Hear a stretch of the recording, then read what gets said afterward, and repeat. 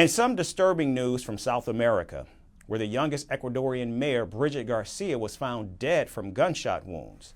The body of the 27-year-old mayor of San Vicente was found in a rented vehicle.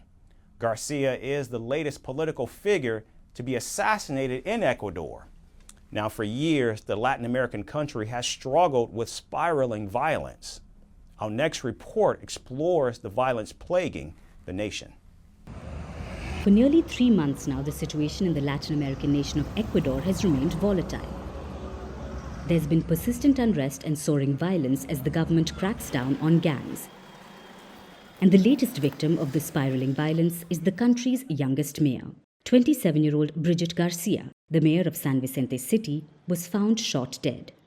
Her body and that of her communications director, Jairo Lu, was found in a rented car in Manabí province. Investigators say the shots were not fired from the outside of the vehicle but inside. And now they are tracking the car's GPS to get more details. The government is pushing the investigators to fast-track the probe in the case.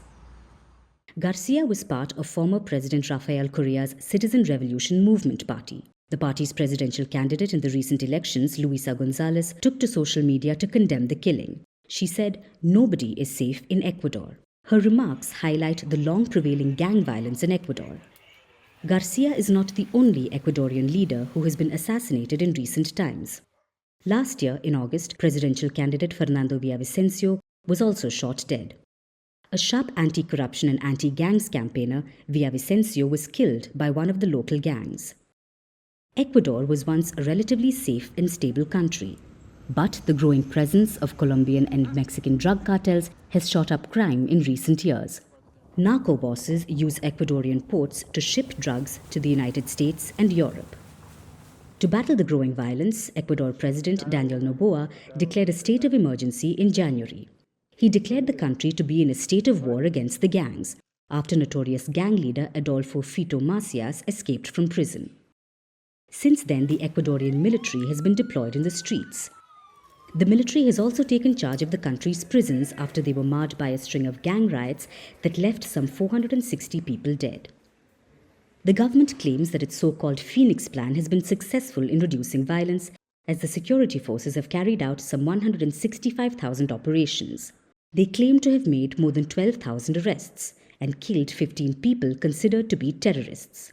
The government has also designated 22 criminal groups as terrorist organizations and has seized some 65 tons of drugs since January.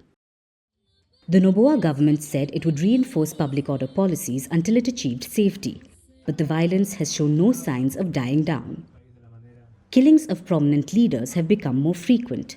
Is the Ecuadorian government doing enough to restore normalcy?